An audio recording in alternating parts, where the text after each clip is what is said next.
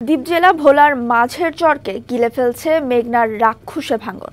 গত এক সপ্তাহে সেখানে মাথা গোঁজার ঠাঁই হারিয়েছে শতাধিক পরিবার। বিলীন হয়েছে একরের পর একর ফসলি জমি ও স্থাপনা। অনেকে নিঃস্ব হয়ে বসবাস করছেন খোলা আকাশের নিচে। এখনো ভাঙন ঝুঁকিতে ৩ গ্রামের ৫,০০০-এর বেশি বাসিন্দা। ভাঙন রোধে দ্রুত যথাযথ পদক্ষেপের দাবি স্থানীয়দের।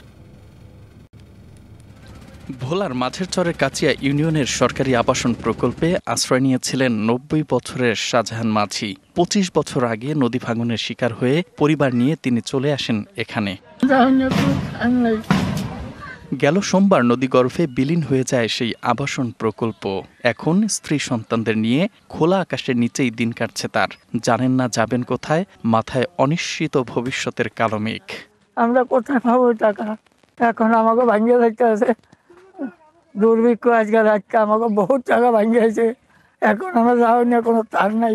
শুধু শাহজাহান মাঝি নয়, এমন ভাঙনের শিকার হয়ে ঘরবাড়ি ও ফসলি জমি হারিয়ে পথে বসেছে শত শত পরিবার। ডালও নাই, কুলো নাই, আমাকে কিছুই নাই। অনবোধা আমাকে নদী লয়ে যাবে। এবারে বেরিয়েও নাই যে আমরা বেরিয়ে ডালে থাকুন। ১৯৯৬ সালে নদী ভাঙনের পর আশপাশের অন্তত ১০,০০০ মানুষ বসতি গড়ে তোলে এই চরে। তবে মেঘনার ভাঙনে গত এক মাসে চরটির ৩ কিলোমিটার এলাকার প্রায় ৩০০ একর জমি মিশে গেছে নদীতে। রামদেবপুর, চরটবকি ও মধুপুর গ্রামের ৫টি পয়েন্টে দেখা দিয়েছে তীব্র ভাঙন।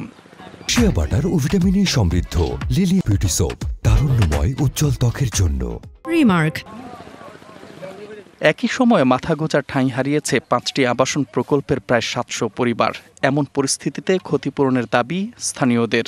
৫০০-র মতো পরিবার ওভার আইয়ে। কেউ আমাকে আজ জিজ্ঞাসা করে না যে আমরা কই থাকবেন, কোন জায়গায় থাকবেন, কি আশার বিষয়। এখানে 2টা প্রাইমারি স্কুল ছিল, 2টা স্কুলে প্রায় নদী গর্ভে চলে গেছে। নদী থেকে অপরিকল্পিতভাবে বালু উত্তোলন বন্ধের দাবি ভাঙন কবলিত চরবাসীর।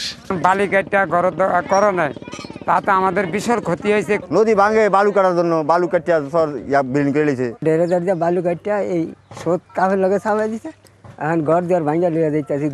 গুরুত্ব বিবেচনায় প্রকল্প গ্রহণের পাশাপাশি অপরিকল্পিত বালু উত্তোলন বন্ধে ব্যবস্থা গ্রহণের আশ্বাস পানি উন্নয়ন বোর্ডের।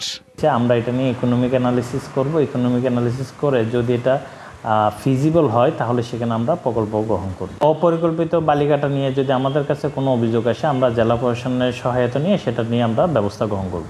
নদী ভাঙন ঠেকাতে যথাযথ পদক্ষেপ নেবে সরকার, এমনটাই প্রত্যাশা নদী তীরবর্তীদের। DBC news desk.